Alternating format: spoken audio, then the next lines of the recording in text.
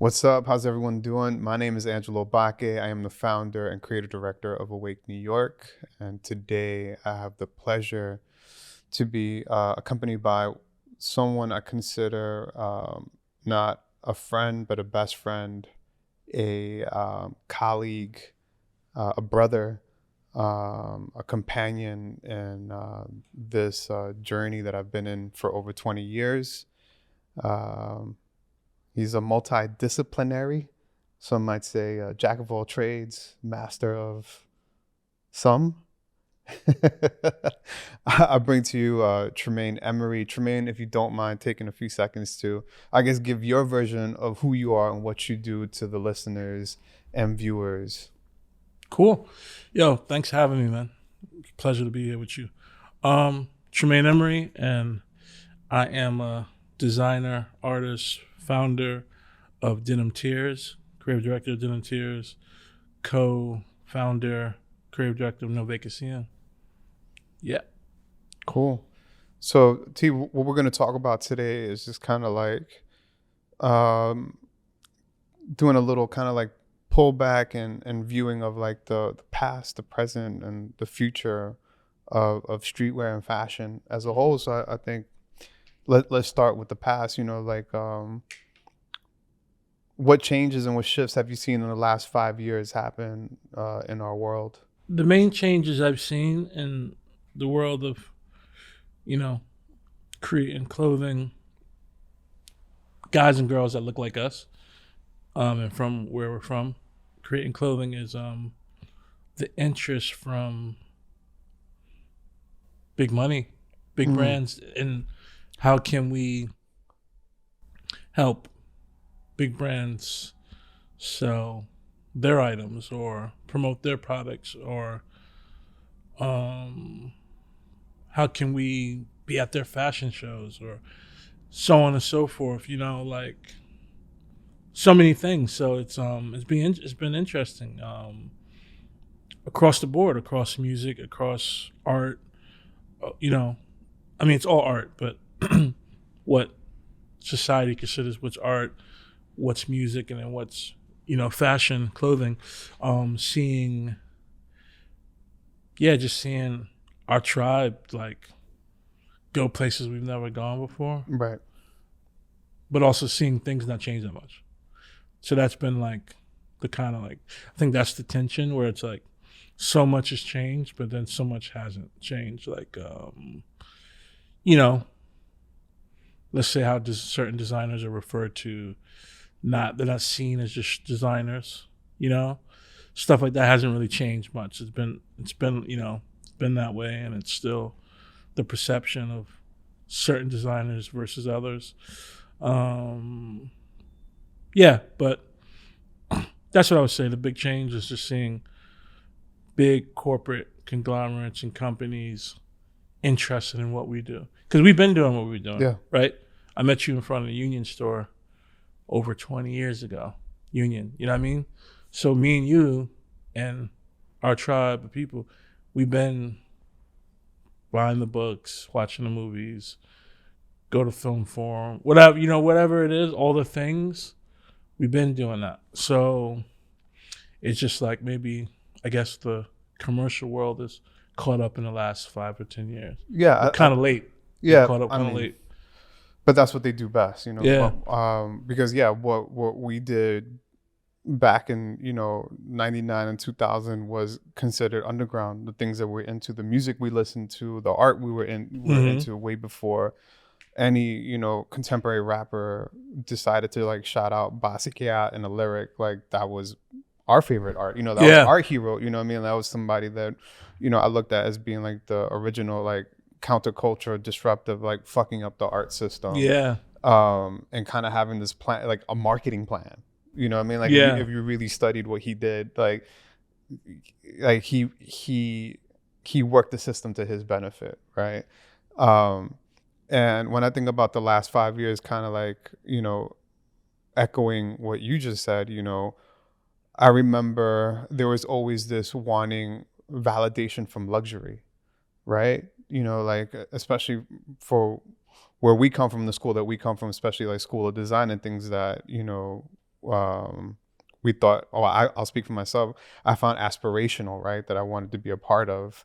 I thought I needed to be able to like reach up and take a bit of that. Same. Right. Same. And I feel like it's been flipped around in the last 5 years, where like you're saying is like there's a not yes, from the big conglomerates, there is a necessity to tap into our world to be able to communicate to this new customer that they're trying to tap into. Yeah. But I think that first line, even before we get to the big conglomerates, has been luxury. Yeah. You know, and you know, for example, like shout out to you for, you know, working on a project with Dior. Yeah. Thanks. You know, to me it's a fucking trip. When I saw you posting like the banners of the photos of the campaign and like Aoyama, right, or like or Motosando, you know, like I know exactly where those banners are flying. I'm like, that's huge. Yeah, man. It was a trip and super grateful. It's funny you bring it up because it's just like I was thinking about it this week because Kim had his show, Dior show this week, and couldn't be there. But it was just like interesting because it was more so like for me it was like the relationship with Kim. You know what I mean? You know, he's something we all you've known him. We've all known him for a long time. Good dude, and seeing a friendship and respect, and then him seeing me cut my teeth and become a designer, and then build a brand, and then the brand gain, you know, get going, and then him being like, "Hey, you want to collab?" Is pretty amazing, you know, and outside of the business side of it, you know, but I definitely still I don't think it's hit me. Maybe like I gotta see like I don't know, in 20 years, see someone wearing like a beat up Dior Tears like shirt or something like that, and then I'll like it'll really hit me. I think it's like I just think also because what I've been through the last year with my health, you know, as you know, I was in the hospital when that collection was premiered in Egypt and stuff. So I feel like I haven't really taken it in, or like maybe I put it somewhere in my brain, right? Because I was like I had so much basically more important things going on in my life. So it's kind of like it's like a black spot for me. But I'm super proud of the collection. I love seeing people wear it, and I love that it exists. You know, I got Dior was generous enough to give me an archive of all the items, so I have it in my archive. So it's like just little stuff like that. Like you know, one day when I have a kid, could be like, hey, you know, I did this, that, and the third. It's and I did it with a friend, and that's kind of what it all comes back to me. Not downplaying the whole Dior part of it, but stuff, you know, I've done with you, Kim. I could go a list of people. That's like the beautiful part for me. That's where I try to find my validation in the working with you guys and getting like kudos from you guys.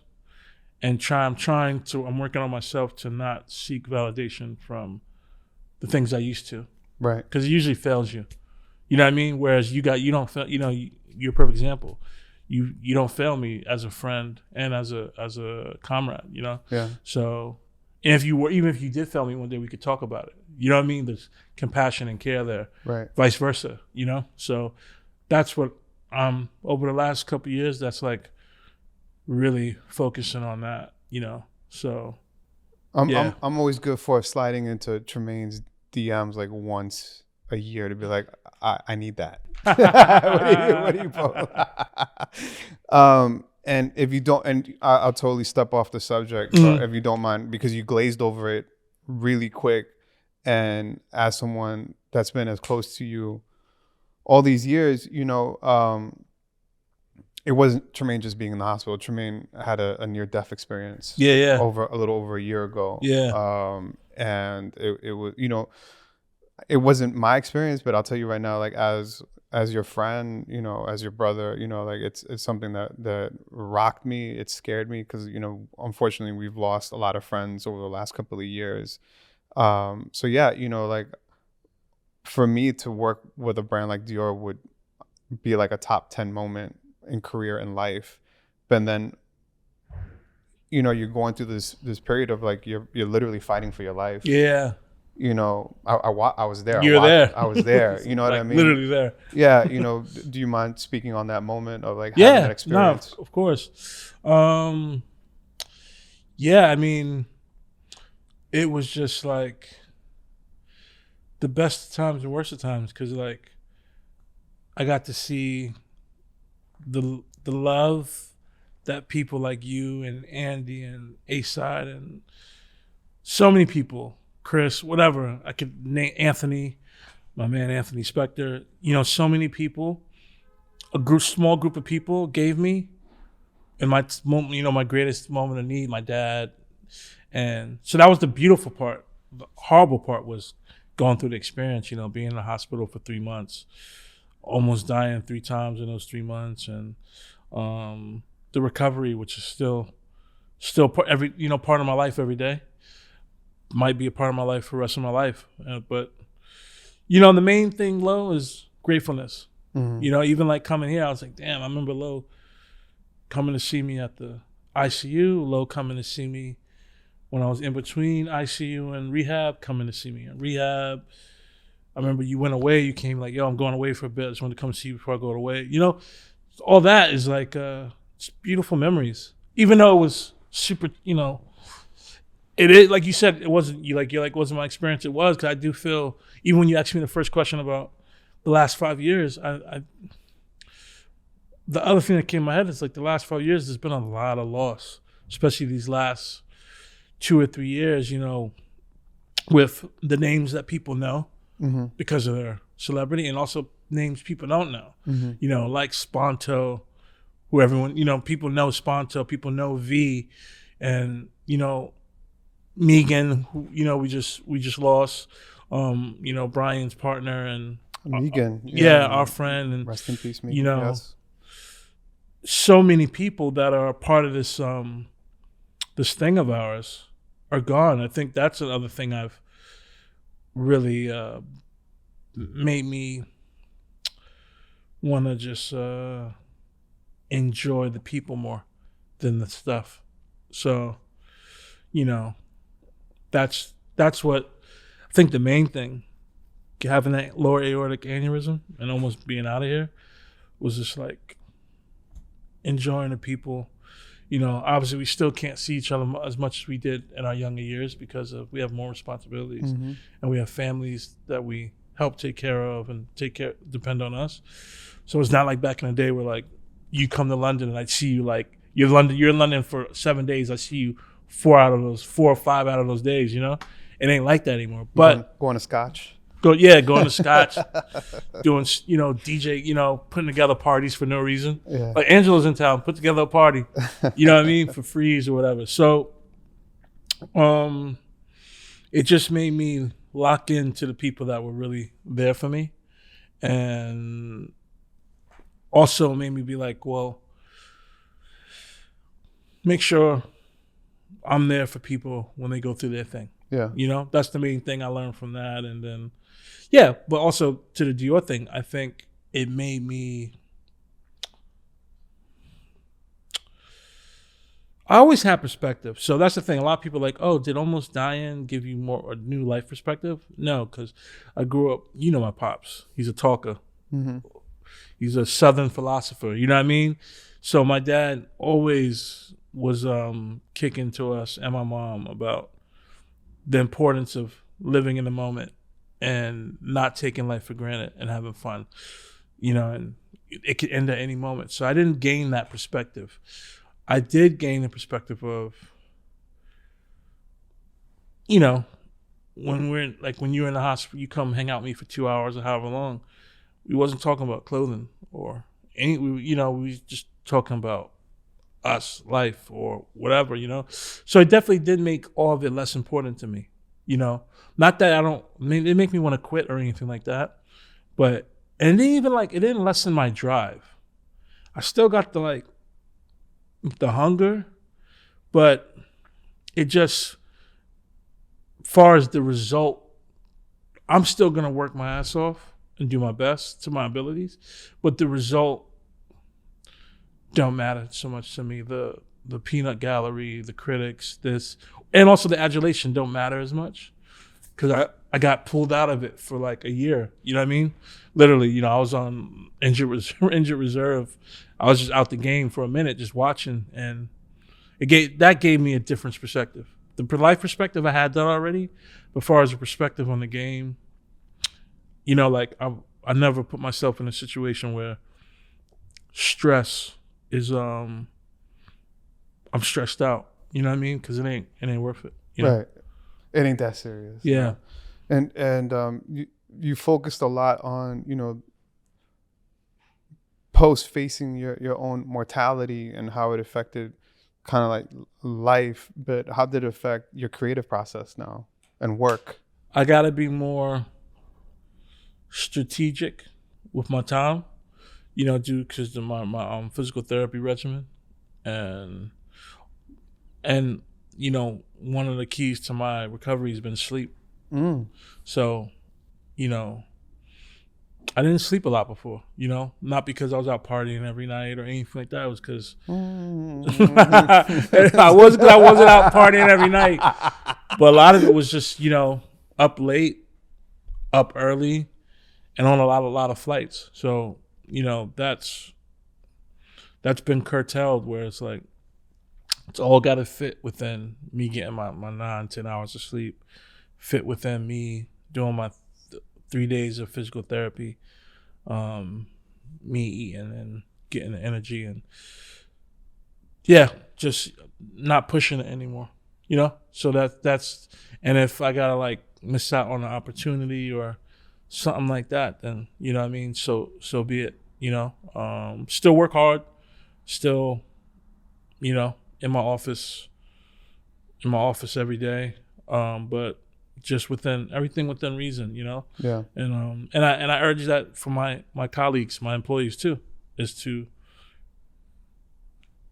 work hard, but also take it easy. Right. Also, it's made me think about time in a way, what do I want to spend my time doing? Because yeah, it's you'd have to experience it, you know? It's like you have to just be that close to being out of here, and then it's like some reason you get a chance that most people don't get, a second chance. Actually, I got like a first, second, and third chance, and like as you know, you were on those group text messages, you were there, second, first, and third chance. So just about using my time. How do I want to use my time? And also the legacy. What's the legacy I want to leave with my work, but most importantly, with people? Because even that, at a funeral, no one really talks about your design portfolio. People talk about you know, how funny. What kind of human were you? Yeah, how funny were you? Yeah. He helped me out. Yeah. You know, he gave me a hug when I was crying, blah, blah, blah. Yeah. We had fun, you know. So that's so that gave me, I definitely think about that too, the time I spend. So, you know, now my main priority is like my wife, my health, and my wife and my family and friends, and then work, you know? Yeah. I can't say that was always the case, you know? Because I had this drive, especially after my mom died, I had this drive to prove, you know, you were there. You and Shaq and Rod sent flowers to Harlem, Georgia for my mom's funeral. I remember, I still got the card. But you probably even seen the difference from when my mom was alive to after she died. Like, you know, just the drive of like, I had something to not prove, but to her all the sacrifices she made for my entire family not be in vain. So that was really my drive to what the world is seeing the last, you know, my mom be February 18th will be 9 years since she died. The last 10 years, the work I put out across every artist or brand or thing I've done with A-Side or Virgil or with you or blah, blah, blah, all the stuff I've done, it's been like the drive it was tunnel vision. You know what I mean? Yeah. If and correct me if I'm wrong. What I'm hearing is like it's one thing to view a family member or a close friend passing away, and then it makes you reflect on your own mortality, right? And then it drives, because that's what's happened to me. Yeah. You know, Yeah. with V passing, Sponto passing, is like, oh, like I gotta go hard. Yeah. But then when it's your own, Yeah. when it's your own experience, Yeah. you know, I feel like it's not so much ego driven, right? Because for me, I admit it's ego driven, that I need to go hard. Why? Because I need to make more money, or I need to do this, you know.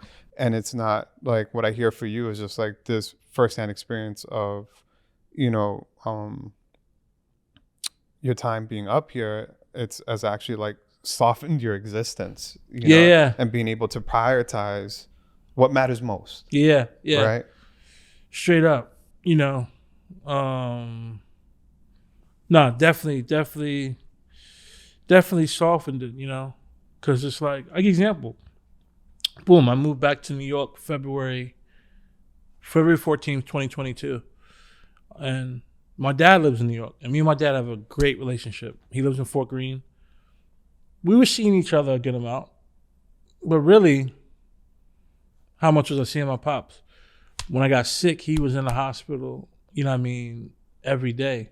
You know what I mean? 6 o'clock, he come in to 11 and hang out. So it was like, I was like, damn, man, we should have hung out more. You know what I mean? We should have went to more Yankees games, da-da-da. So that's just an example of like, you know what I mean? I was just so focused on, you know, I was doing Preem, working on that Denim Tears collection. I just finished up my last Stussy collection, with working on Denim Tears collection, all this, you know, preaching to the choir. So on a flight every other week, da-da-da. So it was just like, so that's why when I got sick, I remember when I was having an aneurysm, even, and I was waiting for the EMS, I was like, damn, man. I was like, I got a little brother, as you know, McCoy. He's turning Fubi 4 this year. And I literally, my two thoughts was like, I just not now. I need more time with McCoy and Andy. That was my two things. Like, you know, I just started, you know, dating this woman who's now become my wife, and then my little brother. It was like, damn, I need more time. I want to hang out with McCoy, and I want to spend more time with Andy. You know what I mean? And that was Michael from Mecca. It was also more so everyone that I love in that way. Like, I love Andy, love McCoy, love you, love my dad. Just spend more time. So that is the thing that has softened me. It's just like, my thing is now is like, I still want to be a great, prolific designer, artist, but it has to be in balance with enjoying my friends and enjoying, and also my own personal things. Tremaine like to do dolo that have nothing to do with none of this stuff, you know? Listening to, like, I've been listening to Thin Lizzy all week. Just, you know what I mean? Just like, cool. That's just my thing. Boom, buying some vinyls, doing some research on the band, da-da-da-da. Just has nothing to do with nothing. And making time for it, man. Yeah. Making time for it. Making time for everything, you know? You always surprise me with your musical choices. I love Whiskey in a Jar. And of course, Boys Are Back in Town. It's like always like the like bro-y anthem, but you always crack me up. Oh, I remember the first time you posted the Replacements. I was like, what the fuck Tremaine knows about the Replacements? But you know, Tremaine, you know, like you know, watching you grow as a creative the last couple of years, and to be, like you're saying, like our tribe and our collective, you know, we've always been big on intention, right? Putting intention in the work and intention in design, and, you know, the messaging that we put out there. And I remember one of the last conversations that we had together as a group with V, I remember he coined us like the Native Tongues of Streetwear, right? Because he kept saying that. Yeah, he kept calling us the Native Tongues of Streetwear, and us being from Queens, like, that always resonated extra hard, because, you know, tribe, and for me, like, tribe was always the lighthouse. Exactly, you know, to me, it doesn't get any better than those first 3 albums. But the reason why I bring that up is, like, when people ask me about like post, post leaving Supreme, what has been one of my biggest, I would say like achievements, and I would say it's bringing like some kind of consciousness to streetwear, right? And the work that we do. And for me, it's been on give back. And for you, I told you recently, like, to me, you're hands down the best storyteller in streetwear. Oh man, I think there's that's something that nobody can fuck with you on that, and specifically, being able to tell the Black and African American experience, through clothing and through design. And I always feel, like, I always go back to like PNB Nation and like these clothing brands from like the early 90s that would Easter egg information like on the back of the tag, and have like a Huey P. Newton quote. And so then now I have to go figure out who Huey is, you know? And for us, we have to really put the message out front in order for people to receive it, right? That I say all of that for this question is like, where do you see, on a scale of 1 to 10, where do you see like the morality, the level of morality in streetwear right now? Great question. I appreciate that compliment. It means a lot to me coming from you. A lot. It was bugged out at the Awake store opening. A dude had on an absurd t-shirt. Yeah. That blew my mind. I bought that t-shirt from Union 20 years ago. Anyway, answer your question.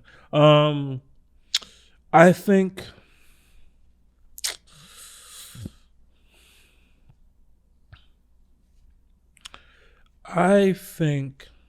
that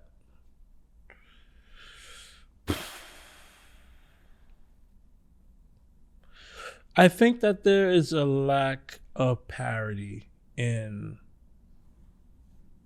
you want to call it streetwear, sportswear, whatever you want to call it.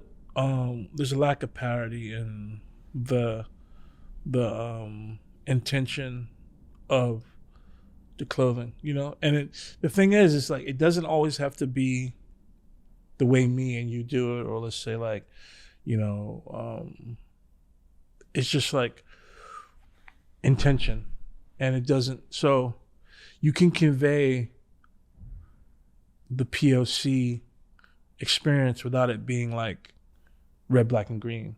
Mm-hmm. Just in the fact, it's even like there's I saw a trailer for a film called with Jeffrey Wright in it, and he's a writer, and he goes, I'm black, so the book is black. Yeah. You know what I mean? Like, it's like you can convey who you are as a person of color, a woman, queer, whatever, just in a myriad of ways. I just don't know if that's being done. I don't know if people are coming from the gut. It doesn't have to be fist pro anything, but just, I don't know. I don't feel it coming from people's guts. And, sometimes you just can't, you got to meet the person. And then, then you're like, oh, actually it is. But from what I'm seeing, from what I meet, I'm not seeing, much of it. There are guys and girls out there doing it, I do feel like where we're at is like, we're a little rogue squadron, Yeah. People always laugh at me. I always use Star Wars parables, but it'd be working, George was onto something, and I feel like the bigger thing of what's going on now is like the empire, and then you have the rogue squadron, little brand, Awake, Denim Tears, Destroy, Cortez, Bravado, so on and so forth, barriers. You know what I mean? I could keep naming some more, Wells, Bonner, Martine Rose. There are brands out there that are, and not to get too, I also want to be able to acknowledge the brands coming out of West Africa too, Freely Youth. Yeah. So like I see some of our influence because they tell me, so I'm not trying to take credit, those cats tell me, like how we've been WAF, like all these like cats coming out of Lagos and Accra, I learned about them thanks to Grace, You know what I Grace mean? LaDoja. Doing the home, you know, shout out to Grace and Sosa, going out there Homecoming. twice, homecoming twice. I hope to, now that I'm healthy, to be able to go out there again. Yeah, so I just think there's a little rogue squadron of guys and girls that are making me fit. That's my whole thing. It's just like, you don't got to tell stories the way I do or the way Lo does, but just come from the gut. And whatever that is, you know, that's what the game needs. The game needs the feeling, you know. Obviously, we got to want to run our business, need to run our businesses in the black and be able to pay people's health insurance. You know, me and you on the same wave. Like, we take care of our employees to the best we can, you know? And so we need to put out products that sell. But, you know, there's a way to do that and still there's stuff going on. You know, the world's brutal. The world is a dark place. And I think it takes talking about the human condition across everything to help change things, you know, not just on CNN. But, you know, I'm not saying it's everyone's responsibility. I know some people are just like, I just want to do my thing, have fun when I'm making clothing, and that's it. That's cool. I have fun when I'm making clothing too. Every story we tell with our clothing isn't a sad story, you know. Even that, like I hear that, like Denim Tears is, you know, talking about black trauma all the time. Like, no, I'm not. I got stories about Alvin Ailey, homing in the projects with the tiger, so on and so forth. You know, like there's lots of beautiful, fun, you know, weird stories that I'm telling that have yet to come out yet. And some stuff is about, you know, the plight of slavery. But that's not the whole brand, you know. So just like every awake thing isn't about fuck the system. No. You know? You talk about all kinds of stuff. Yeah. And sometimes the stuff you talk about that you don't even put it on the nose. You just have to really, it's like an Easter egg. Same thing with Denim Tears. There's stuff that people buy or get, because every single thing I design has research in it. I just don't always put out there, break down each Easter egg all the time, because it's like, who has time for all that? So it's interesting that you bring up so that Jeffrey Wright film is American Fiction, and I actually went to go see that a few weekends ago. And yeah, you know, unfortunately, like some change hasn't really happened. This change that yes has happened in the last 5 years, you know, post, you know, George Floyd, and you know, all the social and kind of like racial challenges that have happened, you know, and that's kind of pressured, you know, these systems to change, but they really haven't. And yeah, you know, white people still want to like feed into like these narratives, like where they're the savior, right? You know, and you know, shit, you know, I still deal with some of that shit too, you know, like right now as someone that's, you know, trying to have their business grow, and you know, as a creative director, and you know, like, you know, frustrations of like, you know, I helped build $1 billion company, you know, like, why isn't my phone ringing, you know, post leaving Supreme? Yeah, you know what I mean? Real talk. And I see this other creative director using the same photographers I use that I helped build, same stylists that I helped build, using the models that I helped find, but yet y'all ain't calling me. Yeah. You know what I mean? So, you know, the whole point of me isn't, I'm not here trying to like harp on my story, but you know, back to you, you know, is kind of like what have been some of the challenges that you face, like these kind of like, you know, systemic challenges, you know, as a creative? I'll give you an example. There was a brand, a clothing brand, collaboration brand that I liked, wore, and they're like, hey, we want to work with you. I was like, cool. So we're going back and forth. So we're in the final stages of like getting to the point where it's like, you know, that last talk before something gets signed. Mm-hmm. So they're like, so I told them my idea, and then they were like, we were thinking we wanted you to do a a Black history item, right? Clothing, right? And so all I said to them was, I said, I don't do I'm Black, right? So everything I do is representing my culture with this brand. You know what I mean? So I don't really do the whole Black history thing. I'm not against Black History Month at all. Yeah. I'm for Juneteenth, all that. But as far as with a white-owned brand being like, I want you to do the Black History Month shoe, I'm like, well, we want you to dance for the month. Yeah, of you know what I February. mean? So it's like, so then I was just like, oh, I'm down to do something, but I just don't want to do Black. And then like a week later, this has happened a couple years ago, got an email from them like, hey, we're deciding not to go forward with the collaboration, which is their choice. You know what I mean? And, I didn't make a big deal about that. I didn't post it on social media or nothing like that. But stuff like that happens all the time, because of some of the subject matter that what we represent, but also not just the subject matter, what we look like. Yeah. Even it's not even about, well, Denim Tears goes through this because it's I find it funny when people I read write-ups and people are like, Tremaine's like social activist clothing. I'm like, I've read books on activists. I'm not an activist. I am a commercial designer artist that tells stories of the human condition through clothing, through the guise of the African diaspora. People who are activists, they don't make clothing. They are active. You know what I mean? They're activists. They're, you know what I mean? Like Angela Davis. Yeah. You know what I mean? So I don't like when I get called an activist because I have a lot of respect and it's just a different thing. I'm an artist, designer. But, I think a better even example is of not what I went through, things I've gone through is his last name is Mayo, Mayo. He's the new head coach of.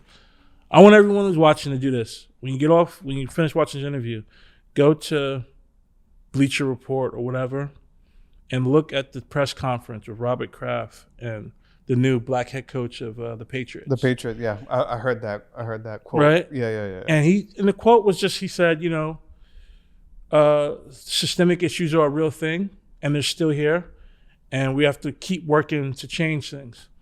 Go look at the comments. They go in on him. Yeah, this isn't hype. This isn't like streetwear comments. This isn't fashion comments. This isn't music. This is sports, America, 50 states. And the stuff people are saying, that's what's going on. Yeah, but it also validates how we feel about the Northeast and Massachusetts and Boston, 100%, which yeah. is like been historically fucking racist. You know what I mean? Like, my dad hates Boston because when he was a kid, the pictures of black kids being busted in and then white folk on each side spitting on these kids, saying the most horrible things, this, that, and the third. So I say all that to say that is, yes, individual interactions can be beautiful and amazing and this, that, but what systemic is the overall umbrella of where the society sits under. Yeah. And we sit under that. Or actually, we don't sit under the umbrella. We're in the rain. And perfect example of, this guy's the black first head coach of the Patriots. And he just makes a statement about, pretty matter-of-fact statement about race, and he gets attacked. And the funny part is, a white reporter asked him the question. Well, I was about to say. He wasn't even like... Yeah, it wasn't on his own volition, or he had just... Which would be fine, too, if he did. But it wasn't, and he was definitely baited into saying something that was race-driven. And, I applaud him for being honest, because that takes balls. Because he easily could have done the whole, tuck his tail and no, I'm just grateful to be in the room. All right, peace, guys. You know what I mean? Yeah. But actually spoke his truth. So, and it was dope that and what I found beautiful about that interaction between him and Robert Kraft was he basically, in a way, challenged what Robert Kraft said, because Kraft was like, I don't hire based off color. I hired him because he's the best man for the job. And then he says, you can't be colorblind. You have to see, you have to see it. So he basically challenged, but that can exist in a work environment where Robert Kraft, super old, super rich white dude. This is a young black man. He's like 37, who actually played the sport. Not, 80% of the athletes are people of color, mostly black or Hispanic or whatever. And Robert Kraft got to say his piece. He said his piece, and they can work together. And that's the beauty, that this guy, his voice isn't, even though in the comment section people are trying to choke out his voice or in the media, but like what you're saying, like the bigger issue also, there's just no black ownership, right, in the NFL. And I think, when there was this kind of like bum rush of luxury brands or like big commercial brands and companies like hiring specifically, African American black talent to shoot the campaigns or model in the campaigns or style the campaigns, like there were no black or brown creative directors. Right. So like if the creative director role doesn't change, then there isn't really long-term change. But also if there isn't ownership of these brands, then there's no change, period. Because now where we're at is things are back to regular schedule. Well, that's why I bring up the NFL, the situation with Coach Mayo, to answer your question, is it's a micro from macro for America. Mm-hmm. So, NFL, almost 80% of the players are POCs. Yeah. I think 90 some odd percent or like 99% owners are white. And then there's 5 black coaches and 1 intern. And that 1 intern coach, I believe he coaches for the Raiders, I could be wrong, said that it's quoted in the article about Mayo that he felt NFL is run like a plantation, And it's so, the whole thing is being able to speak about these things freely and not being told you're like being woke or why you got to bring up race, why you got to make it racial. Being able to talk about it, and then that's what can lead to change. Because the thing is, the problems are there. You know what I mean? And the problems don't change because you opened up a store or that I'm opening up a store. Yeah. You know what I mean? Because we're still the minority. If you go, my store's in Soho, yours in the LES. How many of the stores are owned by someone that looks like you? How many of the stores in Soho are owned by someone that looks like me? I was about to say, you're about to be number 2, because that's the thing. When people ask me about the Awake store or about what's so special, I'm like, that I'm a native New Yorker. I'm a product of 2 immigrant parents. I'm Latino. And there's no other streetwear store owner that looks like me. Yeah. Black or brown. Yeah. Below 14th Street. Like, that's a problem. Yeah. Like, I don't see that as something for me to look as like something that benefits me or my business, because I do believe in strength in numbers, and that's something that we've been practicing for the last couple of years. Right?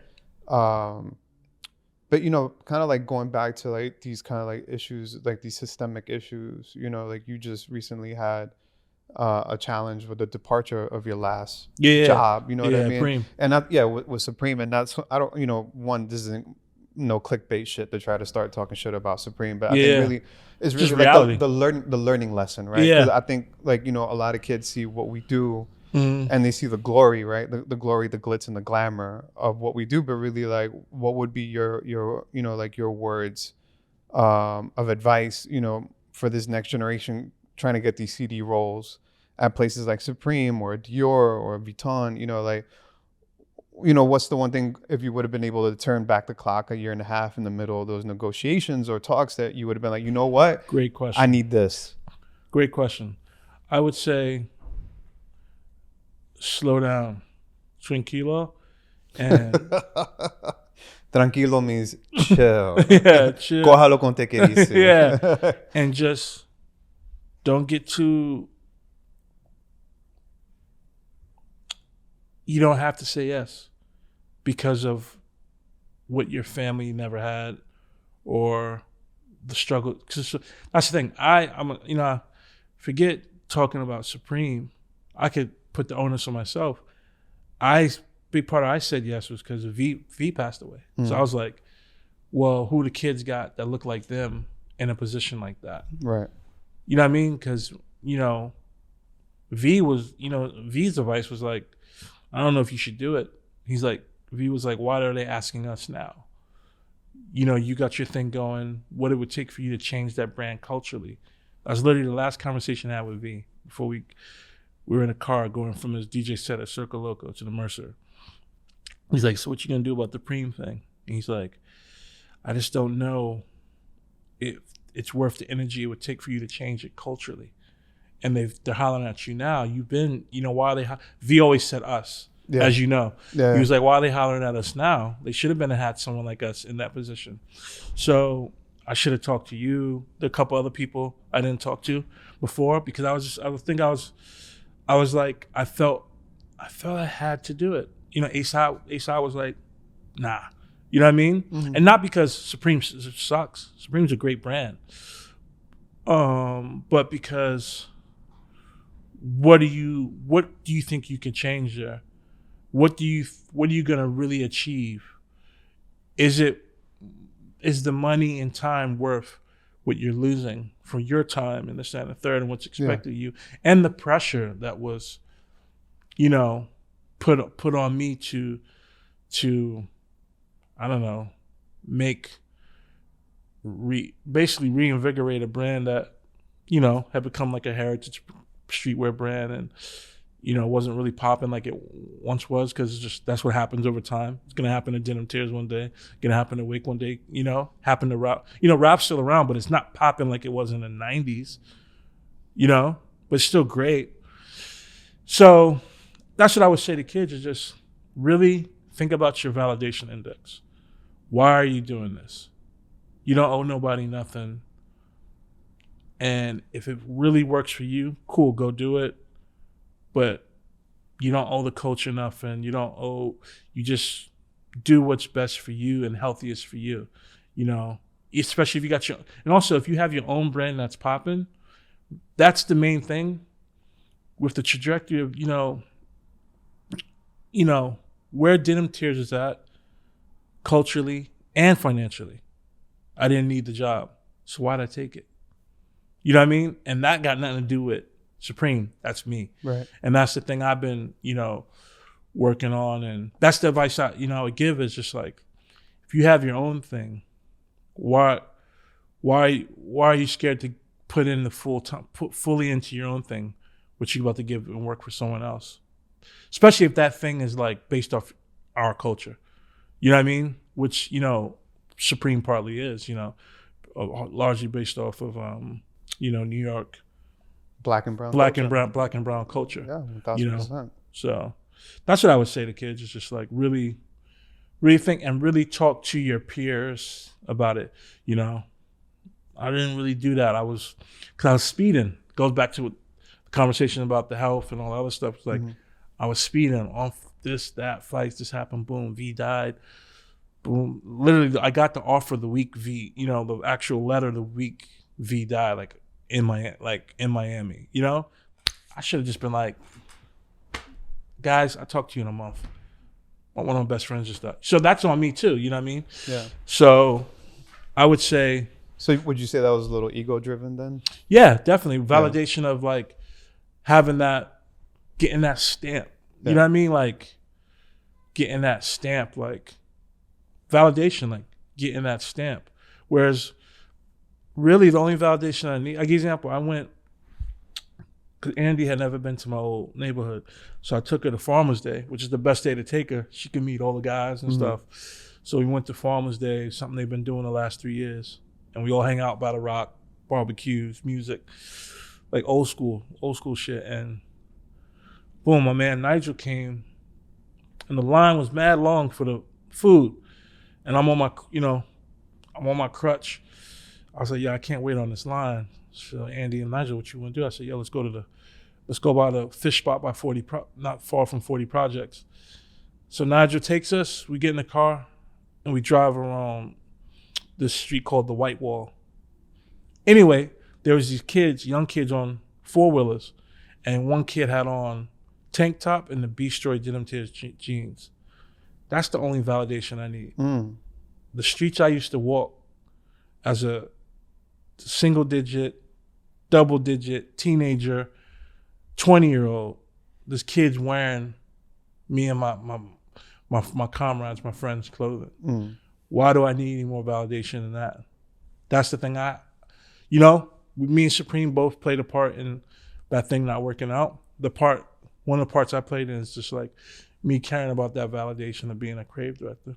That wasn't wasn't is my ego, and that's something I work on for myself. Just really finding validation in you telling me you think I'm one of the best storytellers, having that be as important as Bernard Arnault giving me a job, or having Beastroy willing to do a collaboration with me. These two amazing designers, have that be just as important as Kim Jones wanting to do a collab with me. Kim, he's in the same. Actually, I take it back. It's Kim. He's in our tribe. Like he's in our tribe, but y'all know what I'm saying, or like the shop guy tribe.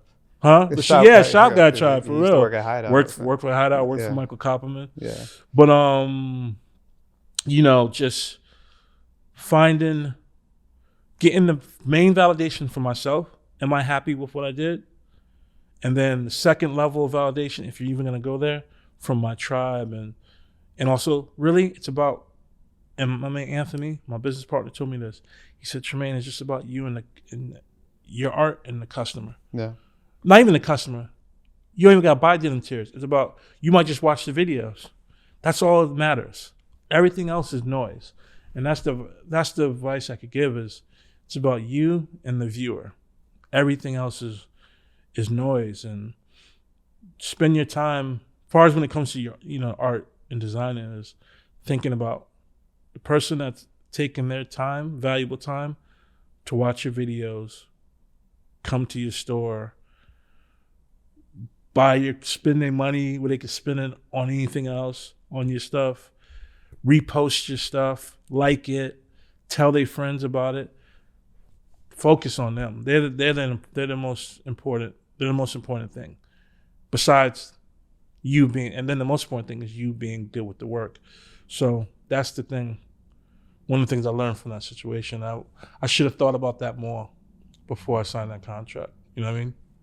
But you live and you learn. It was a great experience. I met Andy there, so it was great. I mean, that's a big benefit. You got yourself a wife out of it. Yeah. I feel good. How you feeling, Tremaine? How you feel? Good. You feel good? Yeah. I feel like we covered a lot. I feel like we covered a lot. I don't know if it's the clickbait that most people are going to tune in looking for, but I really hope that you walk away with a brand new perspective on Tremaine, also myself, and in our friendship and our kinship. Any parting words? You know what? Parting words. I appreciate there's just once in a blue. A lot of people come up to me a lot in the street. I appreciate the people that are just like, yo, we happy you doing better. I read, anyone that took time to like, just paid attention to what I've been going through, health-wise, and the people that paid attention to that and made comments about that in the streets. I appreciate that a lot. That's because you don't gotta say nothing. Mm-hmm. You could just be like, I want to take a picture, or yo, that drop was dope. So someone being like, yo, I'm happy you out the wheelchair, or yo, how's your health? A stranger saying that to you, I respect that. I appreciate that. Yeah. Because I be keeping it moving. I just say thank you. I might seem like the Grinch, but I'm not the Grinch. It hits me. It really warms my heart.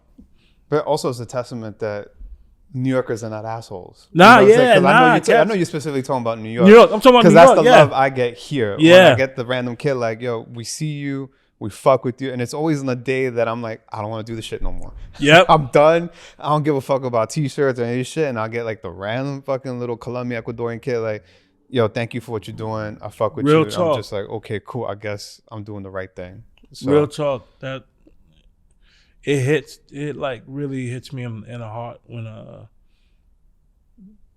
sometimes it be grown ass men or grown ass women. It's not about just kids, but just someone that just speaks on the work or speaks on me as a human being. I don't ever take any of those interactions for granted. I wish I had time, or my legs just felt better and I could just stand there and talk to them, but I gotta get off my leg, get off my feet and keep it moving. Or, I'm in a rush, but that's my parting words is I appreciate, especially this last year and a half, I appreciate everyone that's come up to me in the streets. Cool. My name is Angelo Baque. Thank you for tuning in to another episode of the Business of Hype. Shout out to HYPEBEAST, and I'll catch you on the next one. Peace.